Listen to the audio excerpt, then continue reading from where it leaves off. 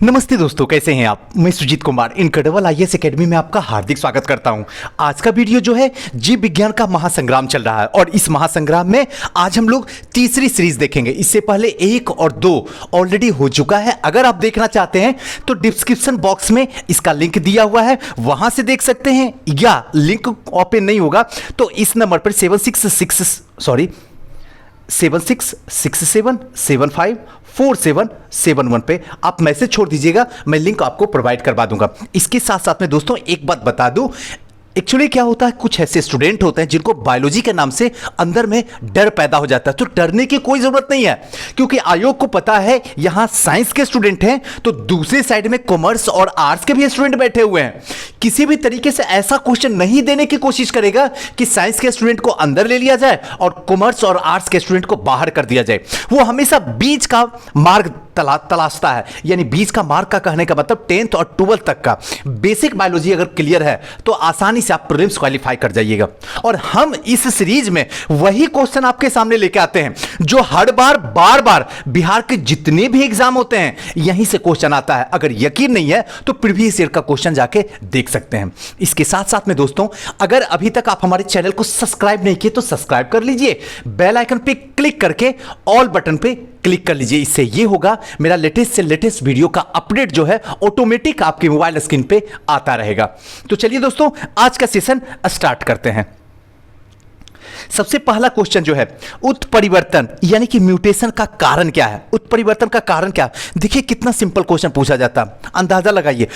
कोई भी क्वेश्चन, हाँ कुछ ऐसे उटपटांग क्वेश्चन 1-2 तो होते ही हैं, मैं नहीं कहता हूं कि नहीं होते हैं, लेकिन उस पर दिमाग ही नहीं लगाना। लेकिन जो इजी है, जो सारे स्टूडेंट बना रहे हैं, तो फर्ज और धर्म बनता है कि आपका भी सही होना चाहिए। और अगर सही नहीं हो रहा है, जो सारे स्टूडेंट का हो रहा है, तो इसका मतलब है कि आप मेंस से बाहर हो चुके हैं, यानी मेंस लिखने का मौका आपको नहीं दिया जाएगा, प्रीलिम्स क्वालिफाइड नहीं कर पाइएगा।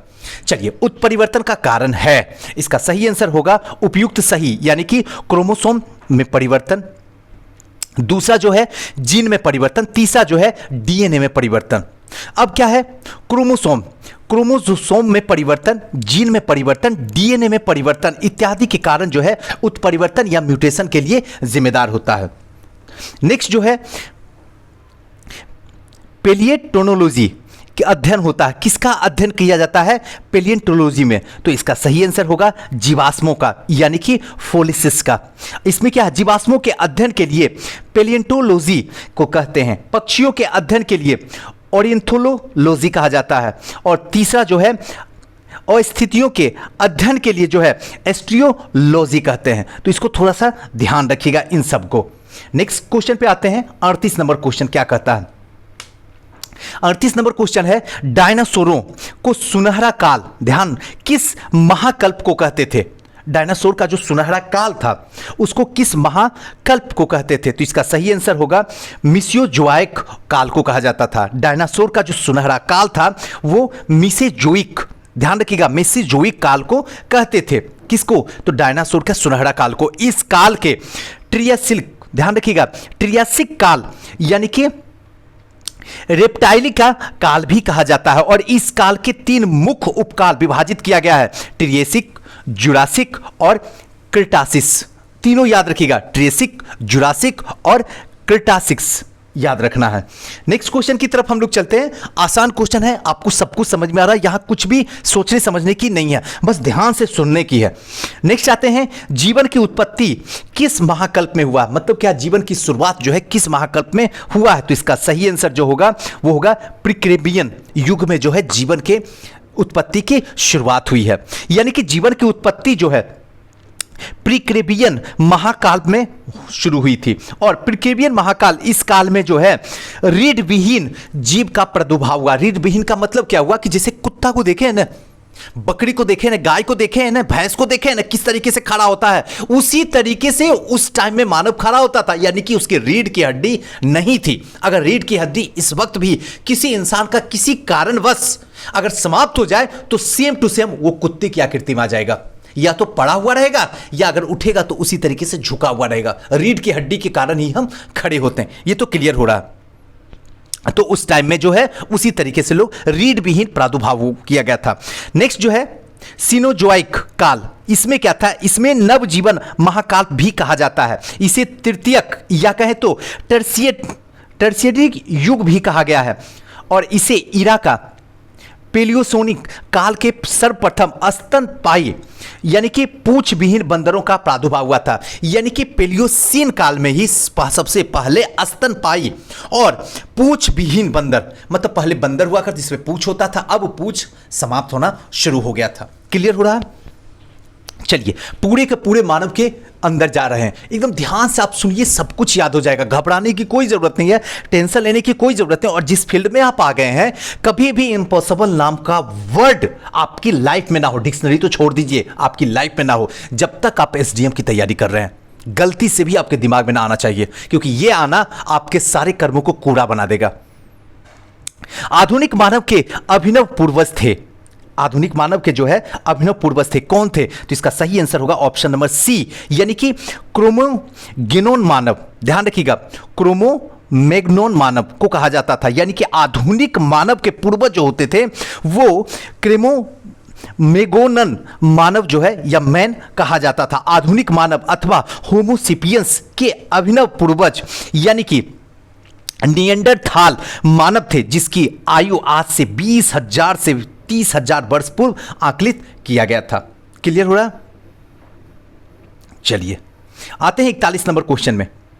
41 नंबर क्वेश्चन क्या कहा जाता है? मानव की उत्पत्ति किस युग में हुई है? तो इसका सही आंसर होगा ऑप्शन नंबर सी, यानी कि प्लायोसीन में। ध्यान रखिएगा, प्लायोसीन में कई बार क्वेश्चन पूछा जा चुका है, इसलिए दिमाग में याद रख लीजिए कि मानव की उत्पत्ति जो है वो प्लायोसीन में काल में हुआ था या प्लायोसीन युग में हुआ था। मानव की उत्पत्ति प्लायोसीन युग में हुआ था। प्लायोसीन युग जो है सिनोजोइक एरा के प्लायोसीन युग यानी कि 70 मिलियन से 60 मिलियन ईसा पूर्व के मानव के पूर्वजों के विकास में हुआ था।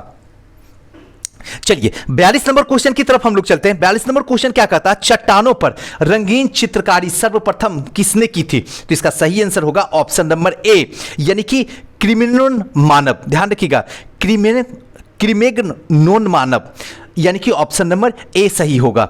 नेक्स्ट जो है 43 नंबर, आयोडीन युक्त नमक की मानव शरीर में क्या भूमिका होती है? तो इसका सही आंसर होगा ऑप्शन नंबर ए, थायराइड ग्रंथियों के कार्य का नियमन करता है। जो थायराइड गले की जो है जो ग्रंथियां हैं उसका कार्य का काम जो है आयोडीन युक्त नमक के द्वारा ही किया जाता है। चलिए नेक्स्ट क्वेश्चन की ओर चलते हैं। 44 नंबर क्वेश्चन क्या कहता है? मानव विकास यानी कि एवोल्यूशन ऑफ मैन कहां हुआ? तो इसका सही आंसर होगा ऑप्शन नंबर बी, मध्य एशिया। याद रखना है, मध्य एशिया में ही मानव का विकास हुआ। मानव का विकास जो है मध्य एशिया में हुआ। इंपॉर्टेंट है, ध्यान रखना है। कोई प्रॉब्लम? चलिए नेक्स्ट क्वेश्चन की तरफ चलते हैं। निम्नलिखित में से कौन आधुनिक मानव का सबसे निकटतम संबंधी है? तो इसका सही आंसर ऑप्शन नंबर बी, यानी कि गोरिल्ला। यानी कि आधुनिक मानव जो अभी हम लोग हैं, हमारे सबसे निकटतम संबंधी अगर देखा जाए तो कौन है इस ऑप्शन में? तो गोरिल्ला होगा। ध्यान रखिएगा, गोरिल्ला। 46 नंबर क्वेश्चन, और कई बार गोरिल्ला पूछा भी गया, ध्यान रखिएगा। 46 नंबर क्वेश्चन क्या कहता है? किस अवस्था में एरिथ्रोब्लास्टिसिस फिटलिस रोग जो है गर्भपात कर सकता है? तो इसका सही आंसर होगा option number C, RH plus पति और RH माइनस पत्नी को। यानी कि एरिथ्रोब्लास्टोसिस फिटोलिस जो है ये रोग गर्भपात के कारण RH प्लस पति और RH माइनस पत्नी से ही होता है। ध्यान रखना इस बात को है। अब आगे लेंडर स्टीनर एंड वाइनर ने 1940 में रेसस मंकी में एक विशेष प्रकार का प्रोटीन जो है पाया गया था। रेसस जो मंकी था उसमें एक विशेष प्रकार का प्रोटीन पाया गया था जिन्हें हम RH फैक्टर कहा जाता है। जिस व्यक्ति में RH फैक्टर पाया जाता है, जो भी व्यक्ति है जिसमें RH फैक्टर पाया जाता है उसका रक्त RH प्लस, तथा जिसमें RH नहीं पाया जाता है उसका रक्त RH माइनस होता है। यानी कि जिसके बॉडी के अंदर RH पाया जाता है उसमें RH प्लस होता है, जिसमें नहीं पाया जाता है RH माइनस कहलाता है। भारत में 97% लोगों में RH प्लस और 3% लोगों में RH माइनस होता है। यह इंपॉर्टेंट है, यह क्वेश्चन दे सकता है कि भारत में सबसे ज्यादा RH प्लस के लोग हैं या RH माइनस के लोग हैं, तो आपको बताना होगा RH प्लस के लोग सबसे ज्यादा हैं, माइनस वाले 3% हैं। यूरोप में जो है ये आंकड़ा जो है 85% लोग जो हैं वो क्या है RH प्लस है और 15% लोग जो है RH माइनस है, लेकिन भारत में 97% लोग हैं, ध्यान रखना है। अब यदि पति RH प्लस हो जाता है और पत्नी RH माइनस हो, ध्यान रखिएगा, पति जो है RH प्लस हो गया है और पत्नी जो है RH माइनस हो गई हो, तो ऐसी स्थिति में विज्ञान जो है शादी करने की अनुमति नहीं देता है। यानी कि पति RH प्लस हो गई और पत्नी RH माइनस हो गई, तो ऐसे कंडीशन में विज्ञान ये कहता है कि किसी भी हालत में एक दूसरे से शादी करना नहीं हो सकता है। मनुष्य में रक्त में भिन्नता RBC के में पाए जाने वाले ग्लाइकोप्रोटीन के कारण ही मनुष्य के रक्त में अंतर पाया जाता है। किसके कारण? तो आरबीसी में पाए जाने वाला ग्लाइकोप्रोटीन के कारण होता है, ध्यान रखिएगा, इसी की वजह से रक्त में अंतर पाया जाता है। क्लियर हो रहा है ना? चलिए 47 नंबर में आते हैं। होमोग्लोबिन में कौन सी धातु होती है? होमोग्लोबिन में कौन सी धातु होती है? तो इसका सही आंसर होगा Fe+। ध्यान रखिएगा, Fe+ जो है इसमें पाई जाती है और Fe के कारण ही क्या होता है? एनीमिया रोग होता है। Fe का मतलब क्या हुआ? फेरस, यानी कि आयरन कह सकते हैं, लोहा कह सकते हैं। मैग्नीशियम की कमी से जो है पेशी तंत्र या फिर तंत्रिका तंत्र का रोग होता है। जेडन यानी कि जिंक में इंसुलिन कारिकी की आवश्यक होता है और इसकी कमी के उपाचयी क्रिया जो है प्रभावित होती है। Cu पौधा में श्वसन और प्रकाश संश्लेषण के लिए आवश्यक होता है, इसकी कमी से पौधे के स्तंभ में डायबेक, ध्यान रखिएगा, डायबेक शॉर्ट का रोग होता है। डायबेक जो है रोग होता है Cu की कमी से ही। चलिए 48 नंबर क्वेश्चन की तरफ हम लोग भागते हैं। क्या क्वेश्चन कहता देखते हैं। गुणसूत्रों पर जीनों की उपस्थिति का क्रम है, तो इसका सही आंसर होगा ऑप्शन नंबर सी, यानी कि रेखाकार, यानी कि लीनियर। यानी गुणसूत्र जो है क्रोमोसोम्स पर जीनों की उपस्थिति का क्रम जो होता है वो रेखाकार होता है, लीनियर टाइप से होता है। क्लियर हो रहा है ना? AB रुधिर वर्ग व्यक्ति का रुधिर दिया जा सकता है A को, B को, AB को या फिर O को, तो इसका सही आंसर है AB जो है AB को ही दे सकता है। क्लियर हो रहा है ना? अब थोड़ा सा डिटेल से समझते हैं। AB रुधिर वर्ग के व्यक्ति का रुधिर जो है AB वर्ग वाले व्यक्ति को ही दिया जाएगा। AB ब्लड ग्रुप को जो है यूनिवर्सल एडॉप्टर जो है ग्रुप कहा जाता है, यानी कि सर्वग्राही रक्त ग्रुप। यानी कि AB ब्लड ग्रुप अगर आपका है तो आप किसी को भी दे सकते हैं, किसी को भी, किसी भी को भी दे सकते हैं, यानी कि यूनिवर्सल एक्सेप्टेबल ग्रुप होता है। अब यहां पे O ब्लड ग्रुप का जो कहा जाता है वो यूनिवर्सल डोनर ब्लड होता है। ध्यान रखिए, एक्सेप्टर मतलब एक्सेप्ट कर सकता है। AB ब्लड ग्रुप वाला जो है वो सिर्फ AB ग्रुप का वाले को ही एक्सेप्ट करता, सॉरी गलती से निकल गई। और दूसरा O ब्लड ग्रुप वाले जो होता है यूनिवर्सल डोनर होता है, वो किसी को सर्वदाता होता है। ये क्या सर्वग्राही, सर्वग्राही मतलब किसी का भी ले सकता है और सर्वदाता ये किसी को भी दे सकता है, O ब्लड ग्रुप वाले। अब AB ब्लड ग्रुप वाले जो है एंटीबॉडी होता, प्रतिरक्षी नहीं होता है, ध्यान रखिएगा। यानी कि AB ब्लड जो ब्लड ग्रुप होता है ये एंटीबॉडी नहीं होता और B ब्लड ग्रुप जो होता है वो एंटीजन यानी प्रतिजन नहीं होता है। 50वां नंबर क्वेश्चन में आते हैं। निम्नलिखित में लिंग सहलन यानी कि सेक्स लिंकेड रोग होता है, तो इसका सही आंसर होगा ऑप्शन नंबर सी, वर्णधानता यानी कि कलर ब्लाइंडनेस के कारण से। यानी कि कलर ब्लाइंडनेस लिंग संलग्ना यानी कि सेक्स लिंकेड रोग है और ये क्या होता है? हेमोफीलिया एवं sickle call anaemia sex linkage diseases से होता है। निकट दृष्टि दोष में नजदीक की वस्तु साफ साफ दिखाई देती है। जब निकट दृष्टि दोष होगा, निकट में दोष होगा तो जो है नजदीक का ही चीज क्या होगा? साफ साफ दिखाई देती है, लेकिन दूर की वस्तु स्पष्ट दिखाई नहीं देती है। एवं नेत्र गोलक जो है बढ़ जाता है, फोकस दूरी जो है घट जाती है और इससे दृष्टि दोष वाले व्यक्ति को अवतल लेंस का चश्मा जो है लगाया जाता है। ध्यान रखना है, यानी निकट दृष्टि दोष जो होता है वो नजदीक की चीज दिखती है, दूर की चीज नहीं दिखती है, जिसकी वजह से क्या होता है? गोलक बढ़ जाता है और फोकस की दूरी जो होती है वो घट जाता है और इसी दोष की वजह से, इसी दोष को कम करने के लिए अवतल लेंस का चश्मा उपयोग किया जाता है। क्लियर? चलिए अब आते हैं 51 नंबर क्वेश्चन में। 51 नंबर क्वेश्चन क्या कहता है, विलियम हार्वे किस खोज के लिए प्रसिद्ध है? तो इसका सही आंसर होगा रक्त परिसंचरण के लिए विलियम हार्वे जो है प्रसिद्ध है, ध्यान रखना है। 52 नंबर क्वेश्चन, एंटीजन है, तो इसका सही आंसर होगा एंटीबॉडी के निर्माण हेतु उत्प्रेरक, यानी एंटीबॉडी, एंटीजन यानी एंटीजन और एंटीबॉडी के निर्माण के लिए उत्प्रेरक का काम जो करता है उसी को कहते हैं एंटीजन। नेक्स्ट जो है, कौन से अंग रोगाणुओं का विनाश करता तथा शरीर को जो है पुलिस रक्षक कहलाता है? कौन सा रोग जो होता है वो रोगाणुओं को समाप्त कर देता है और शरीर को पुलिस रक्षक कहलाता है? तो इसका सही आंसर जो होगा ऑप्शन नंबर बी, यकृत यानी कि लीवर। यकृत रोगाणुओं का विनाश कर देता है, शरीर को पुलिस रक्षक भी कहलाता है। शरीर का जो पुलिस रक्षक होता है वो यकृत लीवर ही होता है। लीवर यकृत के कफर्स सेल में पाए जाते हैं जो रोगाणुओं को नष्ट करते हैं। शरीर में टॉन्सिल की लंबाई बढ़ जाने के कारण खांसी होती है। जब टॉन्सिल की लंबाई बढ़ जाती है तो फिर खांसी होना शुरू हो जाता है। मनुष्य में मादा अस्पष्ट युग्मनज का संगठन होता है, तो इसका सही आंसर होगा 22+X, यानी कि फीमेल में, अब थोड़ा सा इसको डिटेल से समझ लेते हैं। फीमेल में जाइगोट युग्मन का संगठन जो होता है 2N होता है, अर्थात 44+XX, और फीमेल जो गारमेट N होता है वो 22+X होता है। नेक्स्ट आते हैं 55 नंबर क्वेश्चन, टर्नर सिंड्रोम होता है, तो इसका सही आंसर होगा XO, यानी कि टर्नर सिंड्रोम जो होता है, ध्यान रखिएगा, वो क्रोमोसोम की संख्या जो है 45 यानी 44+XO या कहें तो 44+X होने के कारण फीमेल होता है। 44+X हो जाने के कारण ही जो है फीमेल होते हैं।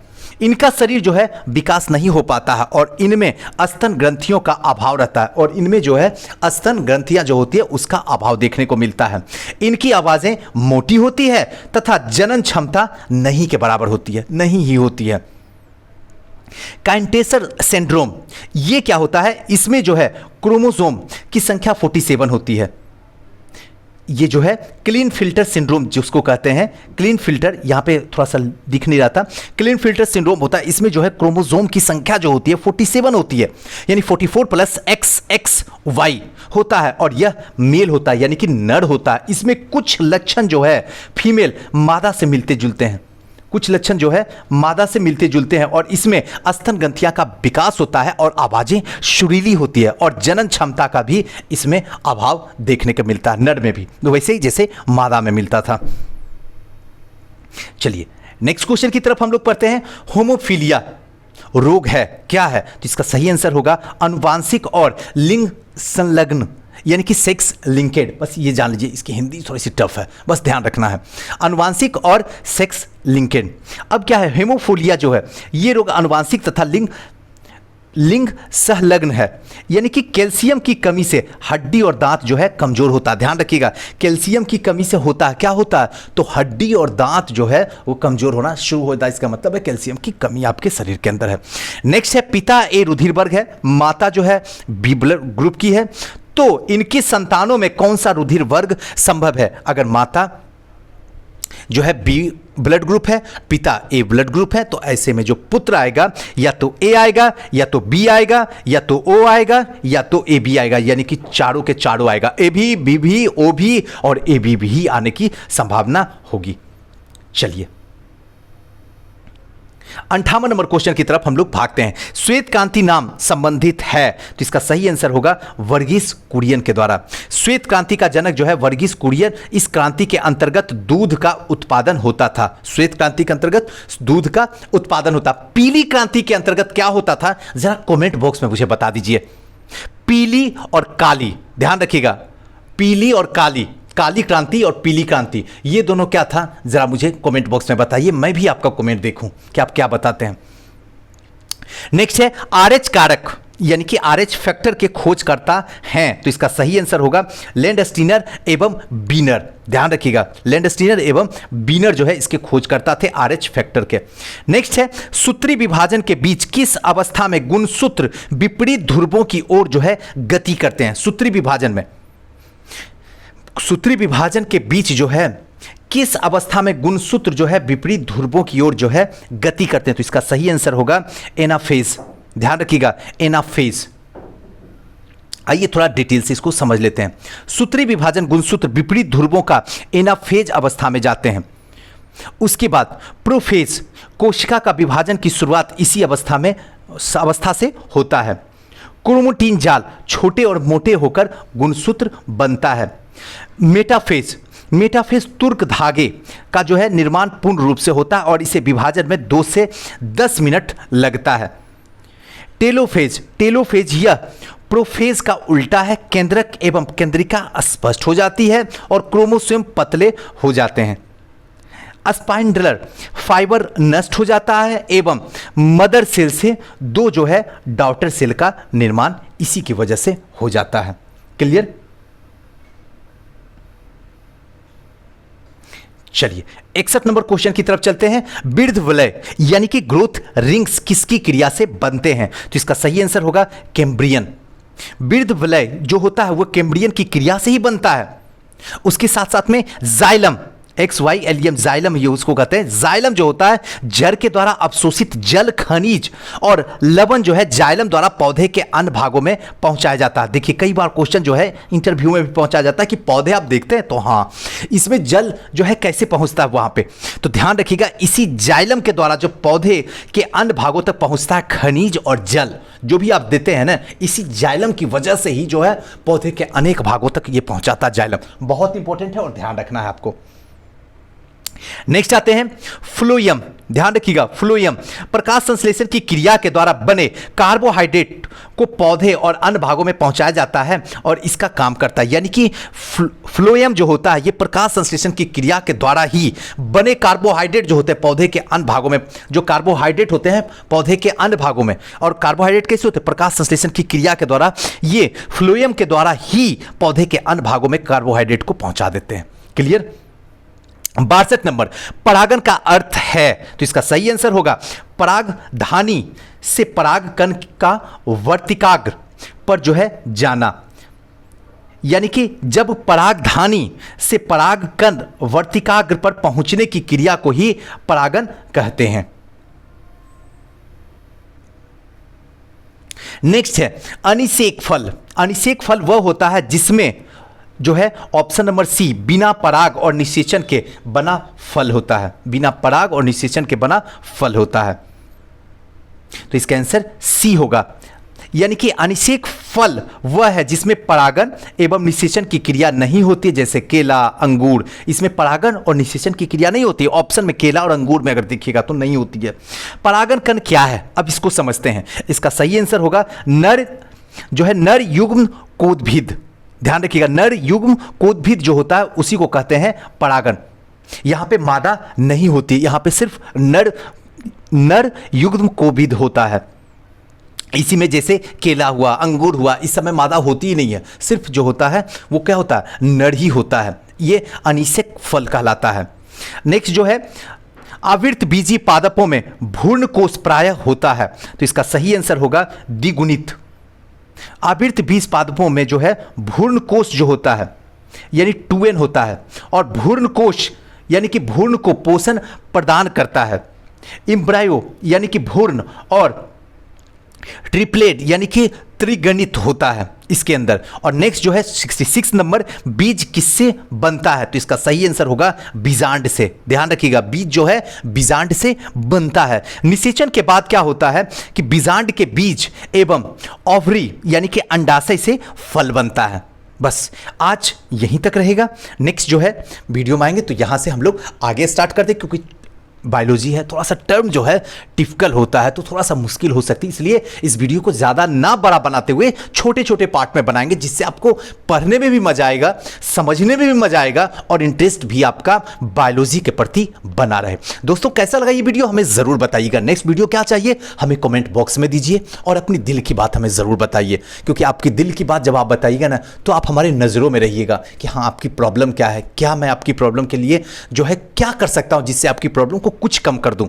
समाप्त तो कुछ भी नहीं होता है, लेकिन हाँ कुछ कम किया जा सकता है। और हो सके तो जैसे मैं आपके लिए इतनी गर्मी में इतनी जान लगा के जो दे सकता हूँ इस छोटे से वक्त में आपको देता हूँ, तो आपका भी फर्ज बनता है तो कम से कम शेयर तो कर दीजिए, ताकि उनके पास चला जाए जिनको वाकई में हमारी आपसे भी कई गुना ज़्यादा उनकी है, शायद वहाँ तक ये पहुँच सके।